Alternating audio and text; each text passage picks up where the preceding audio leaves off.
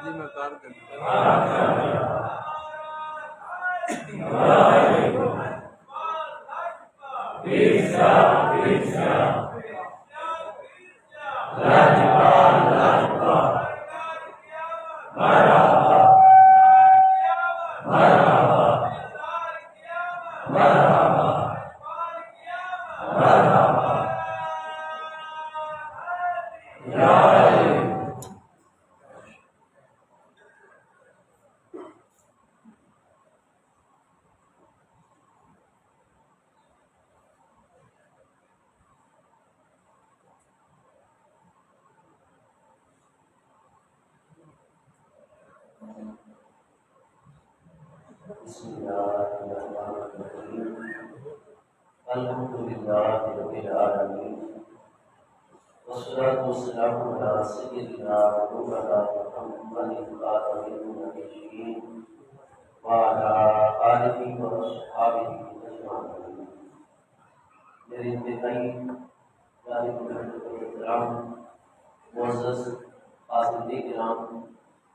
اللہ کریم جل شانہ کی خاص رحمت، اس کی مہربانی رحمت و کرم سے ہم سب حضرات حضور سیدنا کی سیاد الفاظ غریب نواز خود ساتھ فکر و تنسیز کے آستان تقدس نشان آستان عالیہ سیاہ شریف میں نماز جمعہ المبارک کی ادائیگی کا شرف حاصل کرنے کے لیے اور اپنے مرشد کریم حضور سیدنا کی سیاد الفاظ غریب نواز کے فیض و برکات کو حاصل کرنے کے لیے حاضر ہیں۔ رب کریم جل شانہ اپنی بارگاہ اقدس میں ہم سب کی یہ حاضری قبول و منظور فرمائے۔ اللہ پاک جل شانہ حضور سیدنا کی سیاد الفاظ غریب نواز کے درجات عالیہ اپنی بارگاہ اقدس میں مزید بلند سے بلندتر فرمائے اور حضور کی سیاد الفاظ غریب نواز کے فیض و برکات اللہ پاک ہم سب کے شامل حال فرمائے۔ آپ کی مقدس نورانی اور روشن تعلیمات پر اللہ پاک ہم سب کو پورے خلوص دل کے ساتھ عمل کرنے کی توفیق عطا فرمائے اور آپ سب اہل محبت، اہل سنت، اہل عقیدت دور و نزدیک سے سفر فرما کر جس عقیدت، جذبوں اور محبتوں کے ساتھ اس عظیم نور اور فیض کے مرکز آستان عالیہ سیاہ شریف میں حاضر ہیں، اپنے دلوں کے اندر جتنی بھی نیک تمنائیں جائز حاجات رکھتے ہیں، رب کریم جل شانہ حضور سیدنا کی سیاد الفاظ غریب نواز کی برکت سے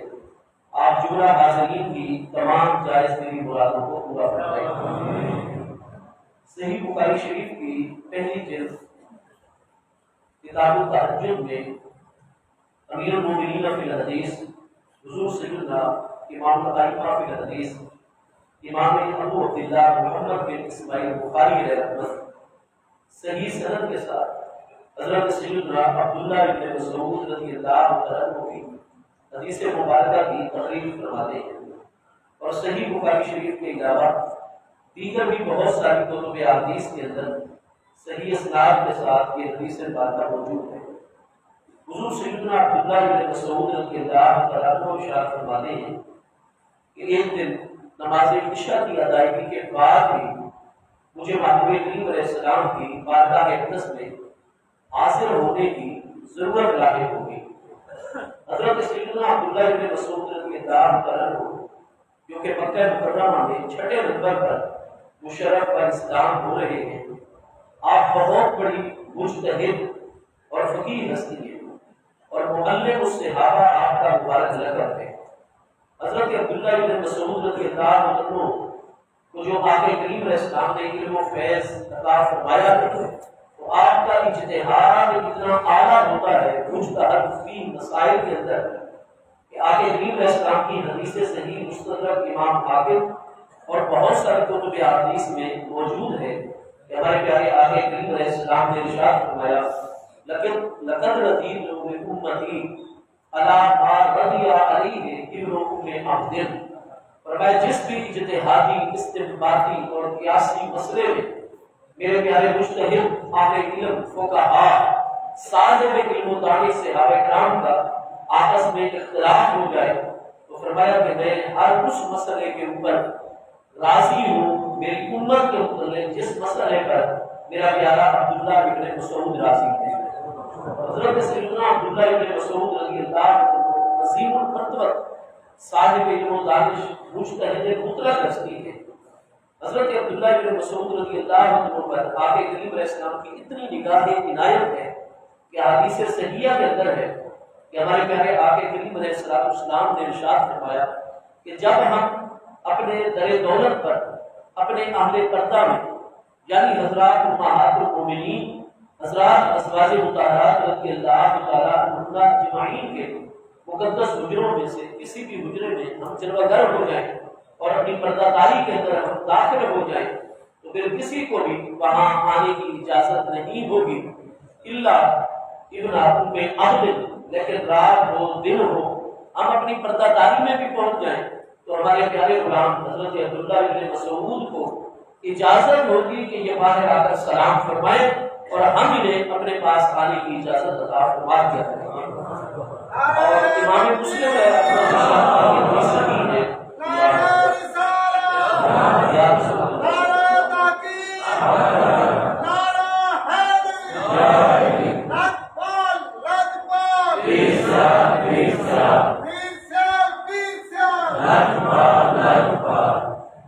حضرت عبداللہ ابن مسعود رضی اللہ عنہ کے متعلق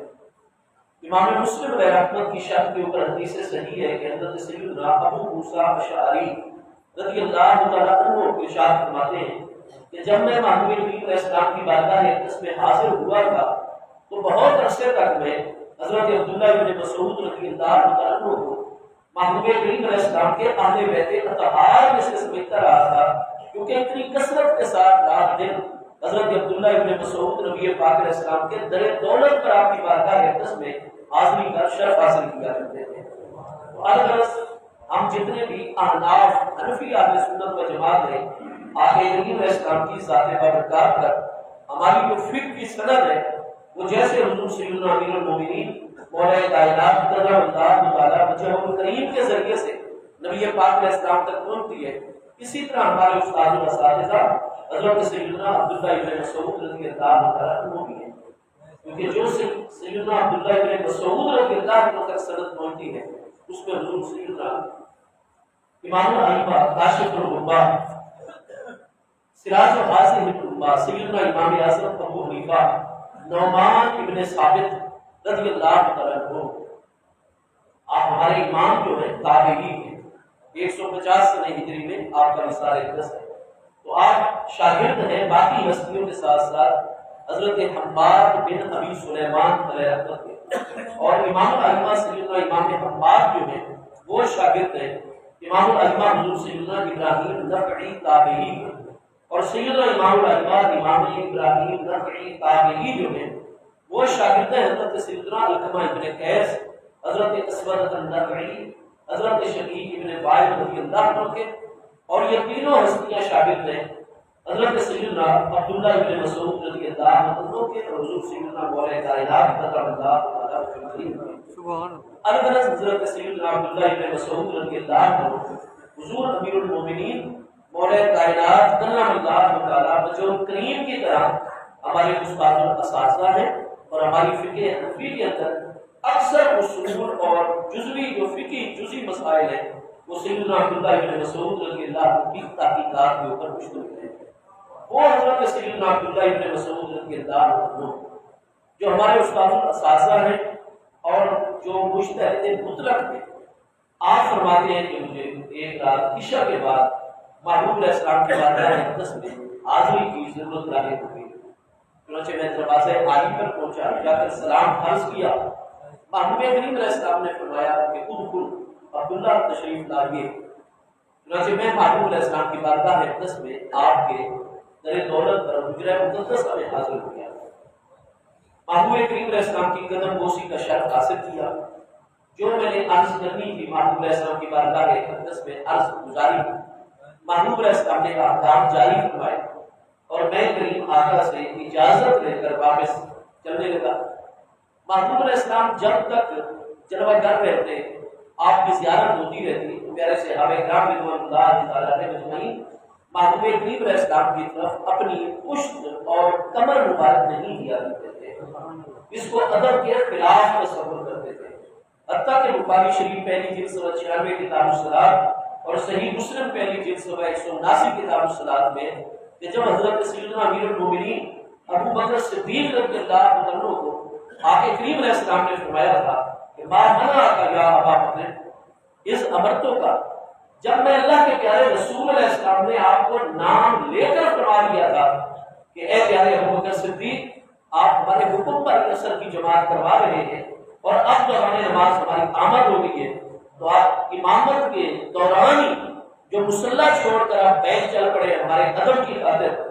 تو انسبت یا ابا بکر، اے پیارے ابو بکر صدیق آپ آگے ہی رہیے مصلح امامت پر، آپ امامت جاری رکھیے۔ میں آج اللہ پاک کا پیارا محبوب علیہ السلام تمام انبیاء اور رسل کا امام آپ کے پیچھے مقتدی بن کر نماز پڑھنے کے لیے تیار ہے۔ انسبت یا ابا بکر، ابو بکر آگے جائیے، نماز اسی طرح جاری رکھیے اور آپ امامت جاری رکھیے، میں آپ کا مقتدی بن رہا ہوں۔ حضرت صدیق اکبر رضی اللہ عنہ کے آپ نے اللہ کی حمد ادا کی، لیکن آگے حکم کے باوجود بھی مصلح امامت پر نہیں گئے، بلکہ آپ پیچھے بیٹھ چلتے رہے یسر الصفا، تاکہ آپ پہلی صف کے پہلے کنارے پر آ جائے اور محبوب علیہ السلام کے لیے دوران نماز ہی مصلح امامت خالی ہو جائے۔ یعنی محبوب علیہ السلام کے پیارے اہل بیت اطہار، محبوب علیہ السلام کے پیارے صحابہ کرام ایک طرف نماز جیسی فرض نماز اور پانچوں نمازوں میں سب سے بڑی نماز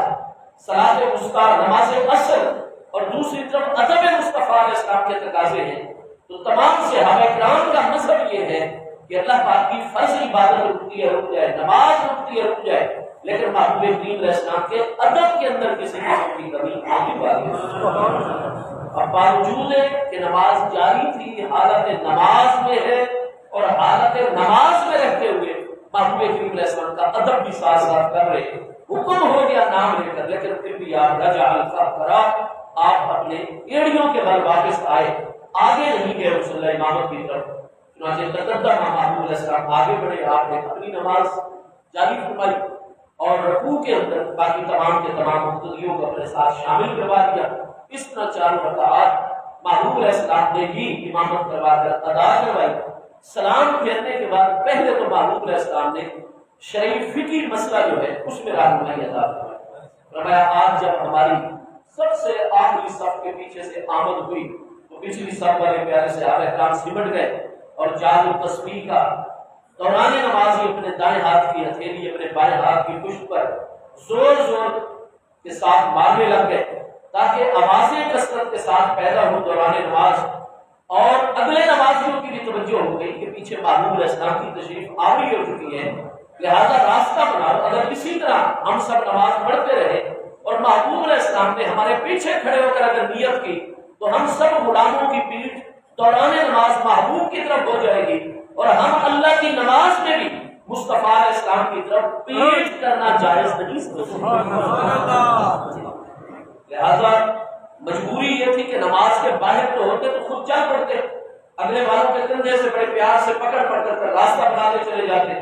لیکن مجبوری یہ تھی کہ وہ تو نمازوں کی نیت کر چکے تھے، کنا فی الصفوف، اللہ کی بارگاہ میں صفوں کی حالت میں نماز کے اندر تھے اور نماز عصر تھی، اور حضرت صدیق مصلی امامت پر پہلی رکعت کا رکوع نہیں آیا تھا کہ نبی علیہ السلام کی حالت میں کہ آپ نے تشریف آوری ہو گئی۔ اب دوران نماز ہی وہ سمٹ رہے، کیوں سمٹ رہے تھے؟ تاکہ دائیں بائیں ہو جائے راستہ، مصلی تک خالی ہو جائے پہلی صف تک، اور محبوب علیہ السلام کی طرف کسی کی پیٹھ نہ ہو، محبوب دوران نماز آگے تشریف لے جائے۔ دوران نماز کو کن کا ادب کر رہے ہیں؟ مصطفیٰ علیہ السلام کا ادب کر رہے ہیں، سمٹ رہے ہیں۔ پھر اگلوں کی توجہ نماز سے نکال کر ادب مصطفیٰ علیہ السلام کی طرف لگانا چاہتے ہیں۔ کیا کوئی نمازی نماز پڑھ رہا ہو تو سامنے آپ اونچی آواز میں قرآن پاک کی تلاوت کر سکتے ہیں؟ نہیں کر سکتے۔ اگر ایک نمازی پہلے سے نماز پڑھ رہا ہے تو شریعت مبارکہ کا حکم ہے نمازی کی نماز میں آپ خلل نہیں ڈال سکتے، ورنہ بعید ہے قرآن پاک میں کہ آپ نے اس بندے کو دیکھا یرفع عبدا اذا صلی، تو یہ تو کفار کا طریقہ ہے کہ کوئی اللہ کا بندہ نماز پڑھ رہا ہو اور نماز کے اندر ڈسٹربنس پیدا کی جائے یا خلل ڈال دیا جائے، تو شریعت مبارکہ میں جائز نہیں ہے۔ لہذا جس نے قرآن پاک کی تلاوت کرنی ہے وہ فاصلے پر چلا جائے، اور اگر اور جگہ نہیں ہے تو بس اتنی آواز سے ہی قرآن پاک کی تلاوت کرے گا کہ محض اس کے اپنے کان سن رہے ہو، اس سے زیادہ اونچی آواز میں تلاوت کر کے وہ نمازی کی نماز میں خلل نہیں ڈال سکتا۔ تو بالکل مسجد شریف تھی، مسجد میں آوازیں بلند کرنا کب جائز ہوتا ہے؟ اب یہ میں فقیر بار بار سوچتا ہوں کہ میں جمعے کی پہلی اذان سے پہلے مسجد شریف میں اپنے پیر و مرشد کریم کے قدموں میں حاضر ہو جایا کروں، لیکن لیٹ ہو جاتا ہوں، سفر وغیرہ کا معاملہ ہوتا ہے تو آپ حضرات کھڑے ہو جاتے ہیں مسجد میں اور شور شرابہ آوازیں، اور میں حضور پیر سے آ کر خطام کو عرض کرتا ہوں کہ آپ خاموشی سے اندر جایا کریں، کسی کو ہاتھ نہ لگایا کریں، جیسے بیٹھے ہوئے ہم خود گزر جایا کریں گے، کیونکہ مسجد شریف یہ اللہ پاک کا مبارک گھر ہے، اللہ تبارک و تعالیٰ کا آستان ہے۔ زمین کے اوپر شاعر اللہ میں سب سے بڑے شاعر اور آیات الہی میں مسجد شریف ہوتی ہے۔ تو مسجد کے آداب اگر ہم ایک دنیا داری کی بات کریں، ہمارے 40 سال کی نفلی باتیں ضائع ہو جاتی ہیں اگر مسجد میں ایک بھی دنیا داری کی بات کی جائے۔ اور دوسرا یہ ہے کہ مسجد میں آوازیں بلند کرنا، مسجد کے آداب کو خیال رکھنا، ہمارے تمام کے تمام فقہاء اعظام رضوان اللہ تعالیٰ علیہ اجمعین کی یہ تحقیق ہے کہ اگر امام صاحب جو ہے وہ امامت کروا رہے ہو مسجد کے اندر، نماز جاری ہو، اور آپ مسجد میں جب داخل ہو تو آپ دیکھیں کہ امام صاحب اور تمام مقتدی تو رکوع میں چلے گئے، اور آپ کو پتہ ہے کہ اگر اس رکعت کا رکوع فوت ہو جائے گا تو وہ پوری کی پوری رکعت بھی فوت ہو جاتی ہے۔ لہذا اب چاہیے کہ بندہ رکوع میں داخل ہو، لیکن یہ اللہ کا دربار ہے، مسجد جو ہے وہ کسی بادشاہ اور حکمران کا گھر نہیں ہے۔ اندر مساجد للہ ہے، مساجد جو ہے وہ اللہ کی عبادت کے لیے، اللہ کریم کی بارگاہ اقدس میں حاضری کے لیے بنائی جاتی ہے۔ تو مسجد کا احترام ہم مسلمانوں کے اوپر اتنا فرض ہے کہ شریعت مبارکہ فرما دیا کہ کسی کو اجازت نہیں ہے کہ جناب وہ جماعت میں رکوع پانے کی خاطر جو ہے وہ تیز قدموں کے ساتھ چل کر مسجد میں آ جائے، اس کی اجازت نہیں ہے۔ یہ تو بڑی بے احتیاطی کی بات ہے کہ مسجد میں دوڑا جائے، مسجد میں بھاگا جائے، مسجد میں چوکیاں بھری جائے اور جناب بندہ بھاگ کر ادھر جا رہا ہو، بھاگ کر ادھر جا رہا ہو، یہ تو بالکل اللہ تعالیٰ کی بارگاہ ہے، اس کے آداب کے خلاف اور آداب کے منافی چیز ہے۔ تو نمازی کو حکم ہے کہ بھئی آپ پہلے کی احتیاط کریں، آپ تکبیر اولیٰ شروع ہونے سے پہلے جماعت میں آ جائیں، اور اگر کوئی عذر لاحق ہو گیا جس کی وجہ سے آپ پہلے تاخیر کا شکار ہو گئے تو اب مسجد میں آپ کو دوڑ کر رکوع میں شامل ہونے کی اجازت شریعت طاہرہ نہیں عطا فرماتی ہے۔ آپ بڑے بے ادب قرار پائیں گے، آپ رب کریم کی بارگاہ میں آ رہے ہیں، اس کی مسجد کی حدود میں داخل ہو گئے اور پھر آپ جو ہے اس میں بھاگ رہے ہیں، اگرچہ نماز کو پانے کے لیے، اگرچہ رکعات کو پانے کے لیے آپ دوڑ رہے ہیں، لیکن نہیں، شریعت بارگاہ اجازت نہیں دیتی۔ فرمایا آپ جماعت کی سعادت اور اس رکعت کی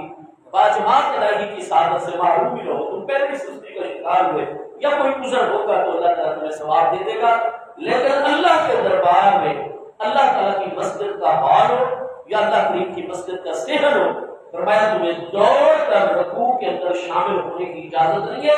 بلکہ اللہ کریم کے دربار کے آداب کو مد نظر رکھتے ہوئے آرام آرام سے چل کے آ کر جو رکعت جس جگہ ملے اس میں شامل ہو جاؤ، تمہیں رکعت اور رکوع پانے کے لیے دوڑنے کی اجازت نہیں ہے شریعت۔ ٹھیک ہو گیا؟ یعنی مسجد کے اب حضرات اہل بیت اطہار رضوان اللہ تعالیٰ علیہ اجمعین کی قریب ہستیاں اور حضرات صحابہ کرام رضوان اللہ تعالیٰ علیہ اجمعین کی پاکیزہ ہستیاں تو دنیا کی کسی اور مسجد میں نہیں، کسی اور خطے اور روئے زمین کے کسی اور حصے پر نہیں، مدینہ طیبہ میں مسجد نبوی شریف علی صاحب السلام کے اندر جو ہے، اور جو اس مسجد شریف کے اندر رہتے ہیں، جامع مسجد قباء شریف ہو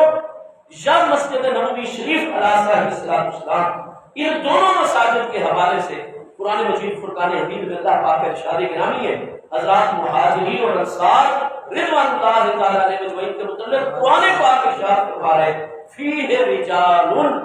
ان مساجد کے اندر وہ مرد موجود رہتے ہیں یحبون ان یتطہروا، تطہر باب تفاعل جس میں تکلف کا معنی ہوتا ہے، فرمایا وہ اتنا اللہ پاک کی بارگاہ کی طرف متوجہ رہتے ہیں، محبوب کی بارگاہ کی طرف اتنے متوجہ رہتے ہیں کہ ان کا ظاہر بھی اس مسجد کے خیالات کی وجہ سے پاک رہتا ہے اور ان کا باطن بھی ہمیشہ پاک ہوتا ہے۔ تکبیر، اللہ نعرہ رسالت، یا رسول اللہ، نعرہ تحقیق، نعرہ حیدری، ہمارے پاس فرماتا ہے پیر سیال، لاجپال پیر سیال، لاجپال، پیر سیال لاجپال۔ یہ مبارک دونوں مساجد تو وہ ہیں جو اس سے سالت تقوا جن کی اساس اور بنیاد ہی اللہ کریم کے تقوی کے اوپر رکھی گئی ہے۔ پتہ چلا یہ رافضی جھوٹ ہوتے ہیں، یہ جو حضرات مہاجرین اور انصار صحابہ کرام رضوان اللہ تعالیٰ علیہ اجمعین پر نت نئی تہمتیں باندھتے رہتے ہیں، یہ کذاب ہے، یہ جھوٹے ہیں۔ قرآن پاک فرماتا ہے فیہ رجال، میرے پیارے محبوب علیہ السلام کی مسجد شریف میں تو میں اللہ پاک گواہی دیتا ہوں کہ وہ مرد موجود رہتے ہیں، حضرت ابوبکر صدیق جیسی ہستیاں، حضرت عمر فاروق اعظم جیسی ہستیاں، حضرت عثمان ذو النورین جیسی ہستیاں، حضور مولا کائنات اور حضرت طلحہ و زبیر جیسی ہستیاں، حضرت سعد بن عبادہ اور سعد بن معاذ جیسی ہستیاں، انصار و مہاجرین۔ فیہ رجال یحبون ان یتطہروا، وہ تو دل و جان سے محبت رکھتے ہیں کہ ان کا ظاہر بھی پاک رہے، ان کا باطن بھی ہمیشہ پاک رہے، وہ کسی گناہ کے اندر ملوث نہیں ہوتے، کبھی اللہ کو ناراض نہیں کرتے، کبھی مصطفیٰ علیہ السلام کو ناراض نہیں کرتے۔ اگر وہ اللہ اس کے رسول علیہ السلام کو ناراض کرے یا اہل بیت اطہار کو کوئی تکلیف اور ایذا پہنچائے یا کسی مومن مسلمان کو ایذا پہنچائے تو پھر بندے کا ظاہر بے شک پاک رہے لیکن باطن کبھی پاک نہیں ہو سکتا۔ اور یہ تو وہ مقدس ہستی ہیں جو اس بات کو پسند کرتے ہیں کہ ان کا ظاہر بھی ہمیشہ پاک رہے، ان کا باطن بھی ہمیشہ پاک رہے۔ حضرات اہل بیت اطہار اللہ سے ہمارے نام رضوان اللہ تعالی وہ سب پسند ہے۔ اور میں نے عرض کیا کہ وہ روئے زمین کے کسی اور خطے اور علاقے کی مسجد نہیں، مدینہ طیبہ ہے اور محبوب کریم علیہ السلام کی نورانی مسجد شریف ہے، اور پانچوں نمازوں میں سب سے بڑی اہم ترین نماز صلاۃ الوسطیٰ۔ آپ دیکھیں گے کہ ہمارے حضور سیدنا و مولانا و مرشدنا، حضور سید الساداتنا و مولا موالینا و مرشد المرشدین، حضور سیدنا شیخ الاسلام و المسلمین قمر الملت الدین، سیدنا خواجہ خواجگان قطب دوران، حضور سیدی علامہ حافظ خواجہ محمد قمر الدین سیالی صاحب غریب نواز رضی اللہ تعالیٰ عنہ، حضور پیر سیال لاجپال، کتنی حیات طیبہ مصروف تھی، کتنی حیات طیبہ مصروف تھی، لیکن پھر بھی کتنی اعلیٰ تصانیف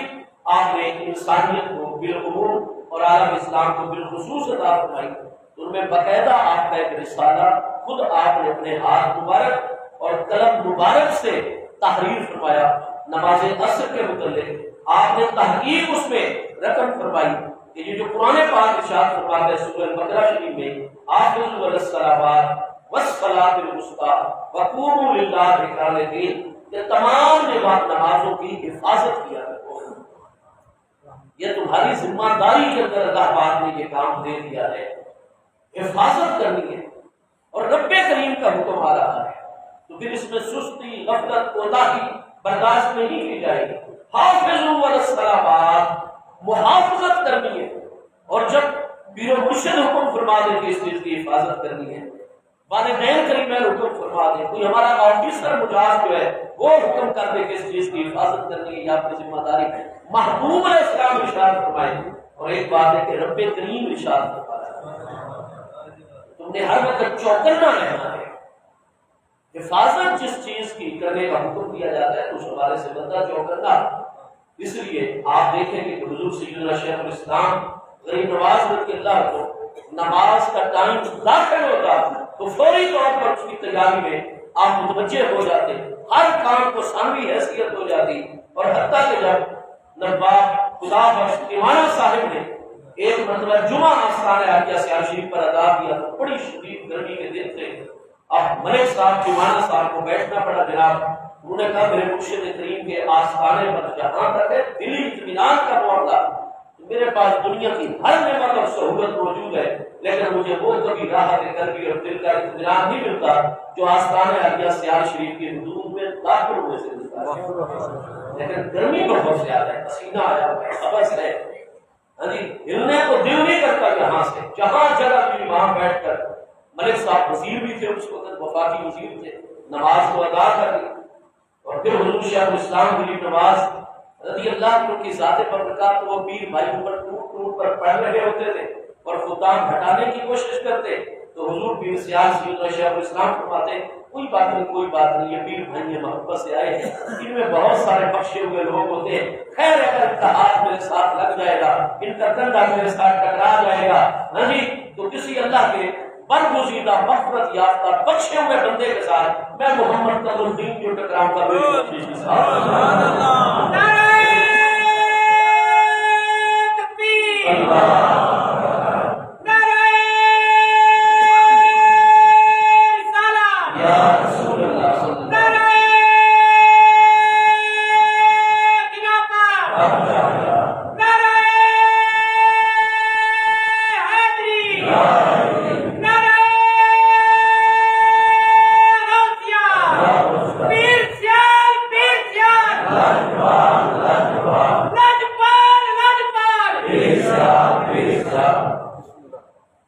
حضور سیدنا شیخ الاسلام غریب نواز رضی اللہ عنہ اتنا اجتماع عام، اتنا رش، گرمی شدید، جب حضور پیر سیال غریب نواز اپنے مرشد کریم کو بھی گرمی میں اس حالت میں دیکھا، آپ پسینے سے شرابور ہے لیکن خلق الہی کا شفقت و عنایات کا سلسلہ پیغام اور مسلسل جاری ہے۔ پھر انہوں نے سرگودا پہنچے، اپنے ملازمین کو حکم دیا کہ بس کل ہفتے کا دن ہے اور کل دوپہر بعد میں آئے، اور اے سی جو ہے وہ اس کے جناب الیکٹریشن اور ساری چیزیں اور متعلقہ لوگ گاڑی میں بھروائے اور صبح سویرے سے آج بھی پہنچائے، اور میرے مرشد کریم جس مبارک کمرے میں جلوہ گر ہوتے ہیں وہاں جا کر اے سی جو ہے وہ فٹ کروا دیا جائے، اور کل جب دوپہر ہو تو میرے پیر مرشد اے سی روم کے اندر بڑے ٹھنڈے ماحول میں آپ غلاموں کے اوپر نوازی فرما رہے، چنانچہ سارا سلسلہ ہو گیا، اے سی فٹ ہو گیا، لیکن 2-3 دن کے بعد ہی جناب محمد نواز خان صاحب، حاجی نواز صاحب حضور پیر سیال کے خادم خاص فرماتے ہیں کہ آپ نے مجھے حکم دیا کہ بھائی ٹھیک ہے، ملک صاحب نے انتظام کر دیا، سب کچھ ہو گیا، اور ملک صاحب نے یہ بھی آرڈر جاری کیا اپنی کوٹھی پر سرگودا میں کہ سیال شریف میں جب بھی بجلی کا بل آئے تو جو اے سی کی بجلی خرچ ہوگی اور اس کا بل آئے گا تو وہ آستان عالیہ سے ادا نہیں ہوگا، بلکہ آپ لوگ خود سیال شریف جایا کرو گے، وہاں سے بل وصول کیا کرو گے اور آ کر ادھر جمع کروا دیا کرو گے۔ اے سی کا بھی انتظام ہو گیا، الیکٹریشین کی ڈیوٹی بھی لگ گئی، اور بل کے لیے بھی ہمیشہ کا انتظام کر دیا گیا۔ لیکن چند دن گزرے، حضور سیدنا شیخ الاسلام غریب نواز رضی اللہ عنہ نے حاجی محمد نواز صاحب کو حکم دیا کہ آپ جائیں اور ادھر جا کر رابطہ کریں کوٹھی پر کہ مہربانی کریں اس اے سی کو ہمارے کمرے میں سے نکال ملک صاحب نے اتنی محبت کروائی اس کو ہم یہاں نہیں رہنے دیں گے۔ بات یہ کہ یہ تو کمرے کو ٹھنڈا کر دیتا ہے، اور جب ظہر کی اذان ہوتی ہے تو میرے فوراً مسجد میں پہنچنا ہوتا ہے، باجماعت نماز کا، اور اگر میں اس کی ٹھنڈک کو اندر کمرے میں بیٹھ کر نماز پڑھوں تو پھر میری جماعت جاتی ہے، اور اگر میں جماعت کو جاؤں تو میں ٹھنڈک سے یکدم باہر گرمی میں نکلتا ہوں، تو مجھے 2 دنوں میں طبیعت پر اثر ہونے لگے، کیونکہ طبیعت مقدسہ بہت نفیس تھی، فرمایا مجھے چھینکیں آنے لگ جاتی ہیں، نزلہ زکام ہو رہا ہے، بخار کی کیفیت۔ اب اگر اپنی صحت کو بچانے کے لیے اسی میں رہوں تو مجھے ظہر کی نماز بھی اے سی روم میں پڑھنی پڑے گی، ایئر کنڈیشنر ماحول میں، عصر کی نماز بھی ادھر پڑھنی پڑے گی، اور میں سب کچھ اپنا راحت و آرام قربان کر سکتا ہوں، لیکن میں ظہر اور عصر کی شدید گرمی کے باوجود بھی با جماعت نماز کو قربان نہیں کر سکتا، جماعت کو قربان نہیں کر سکتا۔ کتنی پابندی جماعت کی۔ حضور سیدنا شیخ الاسلام غریب نواز قدس سر العزیز کی نورانی ذات کا برکات، تو فرماتے ہیں جب ملک صاحب کو ان کے نوکروں نے بتایا حضور آپ کے تو پیر و مرشد کا حکم آ گیا کہ اس اے سی کو واپس اپنی کوٹھی پر لے جاؤ، ہم یہاں اس کو نہیں لگانے دیں گے، لے جائیں، اس کے بڑے منفی معاملات ہیں، یا صحت جاتی ہے یا جماعت جاتی ہے، اور ہمیں یہ دونوں چیزیں گوارا نہیں ہیں، ہم دونوں چیزیں رکھنا چاہتے ہیں، صحت بھی ٹھیک رہے، جماعت بھی ہمیں ٹائم پر ملتی رہے۔ تو آگے سے انہوں نے گزارش کی حضور کرم فرمائے ٹھیک ہے آپ کے کمرے میں سے نکلوا دیتے ہیں اور صاحبزادہ صاحب کے کمرے میں لگا دیتے ہیں، تو آپ نے فرمایا کہ صاحبزادہ صاحب نے جماعت سے نہیں نماز پڑھی، یہ تو ان کو بھی سست کر دے گا، لہٰذا کسی صورت بھی تو وہ جو قرآن پاک میں ہوگا نا حافظوا علی الصلوات، ایک دن توسا مقدسہ میں ہمارے پیر بھائی ہیں، اور جہاں آج کمرہ آباد شریف ہے وہاں بھی بھائی عبدالشکور صاحب سیاسی صاحب موجود ہیں، جن پر حضور امیر شریعت غریب نواز رحمۃ اللہ علیہ بڑی عنایت فرماتے، اپنی ویس کوٹ مبارک اتار کر ان کو پہنا دیتے کہ آپ میرے ابا جان حضور شیخ الاسلام کے ساتھ محبت کرنے والے حضور شیخ الاسلام آپ کے پاس ٹھہرا کرتے تھے. وہ بتاتے ہیں کہ ایک بڑی سخت شدید سردی کی رات تھی اور حضور پیر سیال نے بڑا لمبا سفر فرمایا ہوا تھا اور عالم پیری کا عالم شدید سردی جو ہے وہ غالب ہے. اور حضور پیر سیال وہ جو نوافل کا معاملہ تھا نا فرض تو ٹائم پر ادا ہو گئے اور ہم سب یہ تمنا کر رہے تھے کہ ہم نے جتنا کمرے میں آگ وغیرہ جلا کر انگیٹھی کا انتظام کر کے اور جیسی رضائی وغیرہ بستر حضور کو پیش کر دی ہے اللہ کرے آج حضور بس فجر کی نماز کے وقت ہی جو ہے وہ جلوہ گری فرمائے مسجد میں. اور سردی اتنی شدید ہے تو حضور چونکہ عمر مبارک بہت زیادہ ہے اور پیرانہ سالی کا عالم ہے تو حضور پیر سیالہ کرم فرماتے رہے بس بستر اور رضائی کوئی فیض عطا فرماتے رہے اور آپ ادھر جو ہے لیکن آپ نے حکم ارشاد فرمایا کہ آگ کا مزید انتظام کر دو آگ کو اور زیادہ بھڑکا دو روشن کر دو. لیکن جو میرے مرشد کریم نے مجھے نفل بطور وظیفہ عطا فرمائے ہوئے تھکاوٹ بھی بہت زیادہ ہے پاؤں مبارک کے تبرنے میں ہمیں دیکھ دیکھ کر ترس آ رہا تھا اور آنکھوں میں آنسو آ رہے تھے کہ اس حالت میں تھکاوٹ میں حضور نوافل جو ہے تو فرمایا نہیں جو کچھ بھی ہے وہ سب برداشت فرما لیا لیکن اپنے نوافل کو حضور شیخ الاسلام کی ذات بابرکات میں قضا نہیں ہوئی. سفر کے عالم میں بھی حافظ الصلوات اپنی تمام نمازوں کی حفاظت فرمائیے. والصلاۃ الوسطی بالخصوص نماز وسطی کی تو حضور سیدنا شیخ الاسلام غریب نواز رضی اللہ عنہ نے پوری علمی تحقیق فرما کر اپنے اس مبارک رسالہ کے اندر یہ چیز واضح فرما دی ہے کہ صلاۃ وسطی سے مراد نماز عصر ہے. اور پیارے صحابہ کرام رضوان اللہ تعالی علیہ اجمعین نماز عصر کے اندر تھے. صلاۃ وسطی جو پانچوں نمازوں میں سب سے زیادہ اہمیت والی نماز ہے لیکن اس نماز میں وہ خود بھی سمٹ جاتے ہیں دوران نماز محبوب علیہ السلام کا ادب بجا لاتے ہیں وجعلوا التصفیق اور زور زور سے اپنے دائیں ہاتھ کی ہتھیلی بائیں ہاتھ کی پشت پر دوران نماز مارتے ہیں تاکہ اگلے نمازیوں کی توجہ بھی نماز سے نکل جائے اور محبوب کے ادب کی طرف ہو جائے. حضرت صدیق اکبر رضی اللہ عنہ پر واضح ہوا محبوب علیہ السلام کی جلوہ گری ہوگی لہذا ناکاسا ابو بکر علی آپ نہیں ہے. حضرت صدیق اکبر بیٹھ چل پڑے دوران امامت و نماز اور محبوب کا حکم ہو گیا لیکن وہ پھر بھی آگے نہیں گئے اور نماز مکمل کرنے کے بعد ہمارے کریم آقا علیہ السلام نے سلام پھیرنے کے بعد پہلے تو شرعی مسئلہ واضح فرمایا. میرے پیارے غلاموں آج ہماری آمد اور ہمارے ادب اور تعظیم میں تم لوگ سمٹ گئے اپنی نمازیں بھی روک دی اگلے نمازیوں کی نمازوں میں بار بار ہاتھ مار کر جو ہے وہ آوازیں پیدا کر دی ان کی توجہ بھی ہمارے ادب کی طرف لگائی. امام صاحب ہمارے ادب میں مصلی چھوڑ کر پیچھے آ گئے. حضرت صدیق اکبر رضی اللہ عنہ فرمایا آئندہ ہاتھوں پر ہاتھ نہیں مارنے. انما التصفیق للنساء نماز کے دوران کوئی معاملہ پیش آ جائے اور کسی کو کوئی اطلاع پہنچانی ہو دوران نماز تو یہ جو تصفیق ہوتی ہے کہ دائیں ہاتھ کی ہتھیلی بائیں ہاتھ کی پشت پر زور زور سے مار کے جو آواز پیدا کی جاتی ہے اس کو تصفیق کہتے ہیں. اور انما التصفیق للنساء یہ تصفیق دوران نماز خواتین کے لیے حکم ہے کیونکہ عورتوں کے لیے حکم ہے کہ جہاں تک ان کے لوگ ان کی آواز غیر محرموں تک نہیں جانی چاہیے وہ تو ہاتھ پر ہاتھ مار کے کسی کو دوران نماز جتنے بھی لیکن اذا نابا احدکم امر جب تم مرد حضرات میرے پیارے غلام نماز میں ہوتے ہو اور کوئی اس طرح کا معاملہ درپیش ہو جائے تو فلیسبح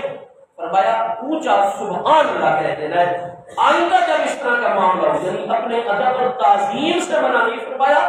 بلکہ طریقہ کار کی وضاحت فرما دی کہ آئندہ ہاتھوں پر ہاتھ نہیں مارنے. آئندہ اس طرح کی صورتحال پیدا ہو جائے تو فلیسبح ہر نمازی کے پیچھے سبحان اللہ اونچا اونچا دوران نماز اللہ کی تسبیح بیان کرنی ہے. فرمایا اذا سبح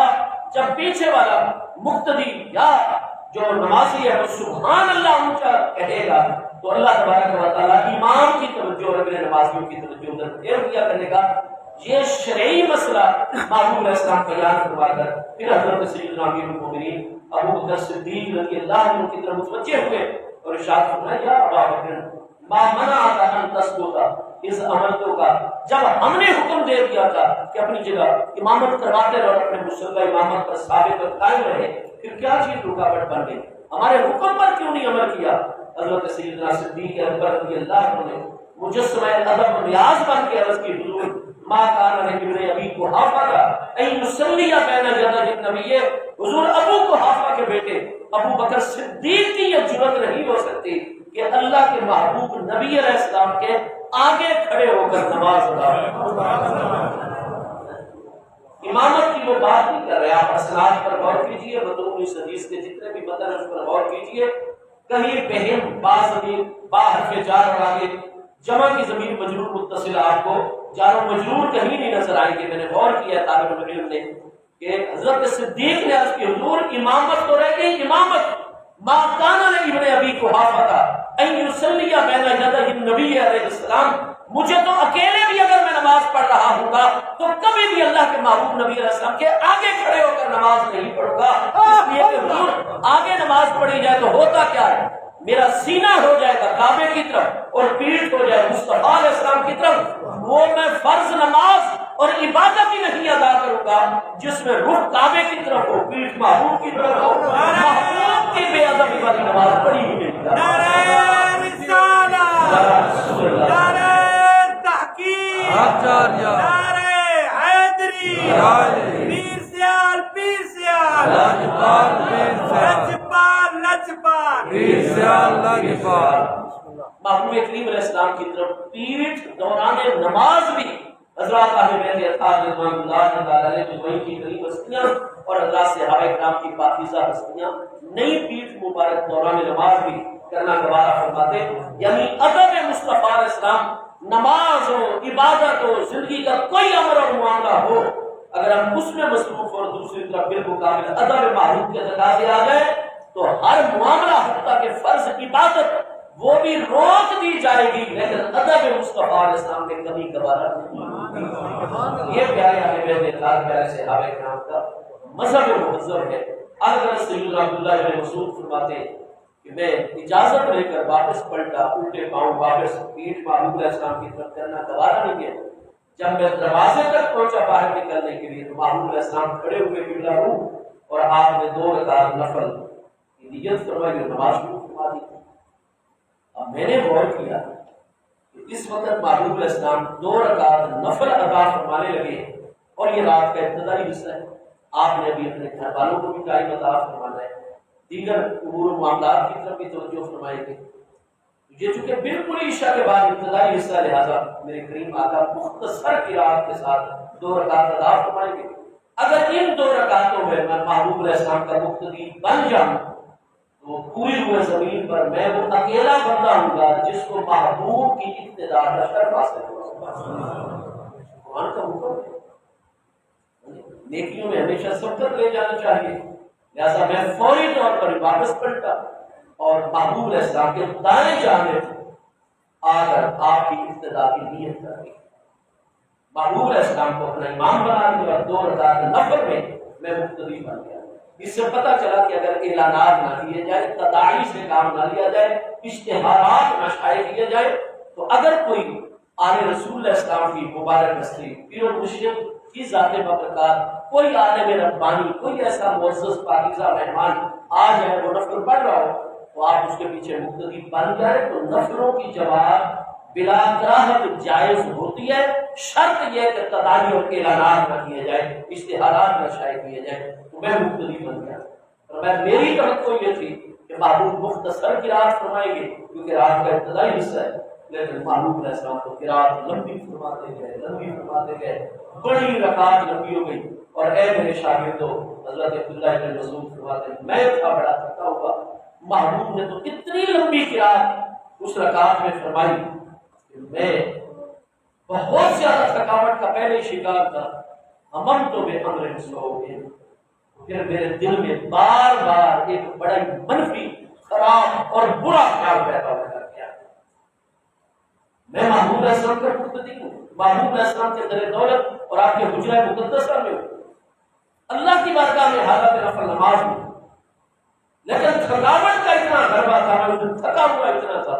اب محبوب علیہ السلام تو لمبی قرات فرماتے چلے جا رہے ہیں اور میں فرمایا میرے دل میں بار بار ایک منفی اور غلط خیال پیدا ہو گیا. قالوا ما امامہ، تو شاگردوں نے عرض کی حضور آپ تو محبوب کے مقتدی ہیں، حالت نماز میں ہیں، تو کیا آپ خیال کرنے لگے؟ وہ کیا برا خیال تھا جو بار بار آپ کو آنے لگ گیا؟ آپ نے فرمایا مجھے یہ خیال آنے لگ گیا کہ ان اجلسا، یہ نفل نماز ہے، نفل نماز بیٹھ کر جائز ہوا کرتی ہے، تو میں بیٹھ جاؤں پیچھے محبوب علیہ السلام کے مقتدی ہونے کی حالت میں اب بقایا نماز بیٹھ کر پوری کروں، اور آزر نبی علیہ السلام قائمن اور نبی علیہ السلام کو اسی طرح کھڑے ہونے کی حالت میں چھوڑ دوں. محبوب علیہ السلام دونوں رکعت کھڑے ہو کر ادا فرمائے اور میں آپ کا مقتدی بیٹھ کر کروں، یہ برا خیال مجھے آنے لگ گیا. اب مجھے یہ بتائیے کہ کیا نفل نماز بیٹھ کر پڑھنی جائز ہوتی ہے یا نہیں ہوتی؟ اگر بغیر عذر کے آپ بیٹھ کر نفل نماز پڑھے ثواب آتا ہو جاتا ہے، اور اگر تھکاوٹ وغیرہ کوئی تکلیف اس طرح کا عذر پھر اللہ کی رحمت سے ثواب بھی پورا کام فرما دیتے ہیں. ہمارے علماء کی تحقیق ہے. تو سیدنا عبداللہ بن مسعود کے پاس تو عذر تھا، اس دن آپ مصروف پڑے رہے تھے، تھکے ہوئے تھے، اور جب شریعت طاہرہ میں اجازت ہے کہ نفل نماز بیٹھ کے ہو سکتی ہے تو آپ پر سوال ہوا کہ حضور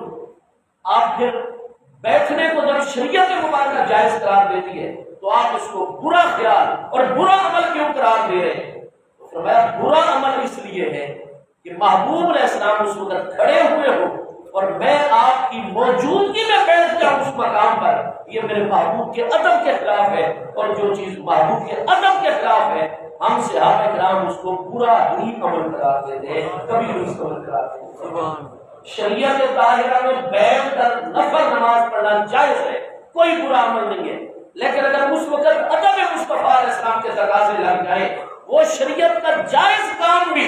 اگر محبوب کے ادب کے خلاف جا رہا ہو تو وہ برا کام ہے. اور مسجد میں آوازیں اونچی کرنا اور ہاتھوں پر ہاتھ مارنے اور نمازیوں کی توجہ نماز سے نکالنا، یہ آگے پیچھے انتہائی بڑا فعل حرام ہے، انتہائی بڑا گناہ ہے. لیکن اگر اسی کام کے کرنے سے ادب محبوب پورا ہوتا ہو تو پھر یہ غلط نہیں، شریعت مبارکہ کا حکم ہو جاتا ہے کہ یہی کام کر کے میرے محبوب کا ادب و تعظیم کرو. اصل الاصول بندگی استاد پر اصل معاملہ ادب مصطفیٰ علیہ السلام ہے، تعظیم مصطفیٰ علیہ السلام ہے. اور آستانہ عالیہ سیاح شریف سے اسی چیز کا درس اور قرآن تعلیم بھی عطا کی جاتی ہے. اللہ پاک ہم سب کی حاضری الحمدللہ. نعرہ تکبیر، نعرہ رسالت، حضور پیر پٹھان غریب نواز کے جگر گوشہ، حضور سیدی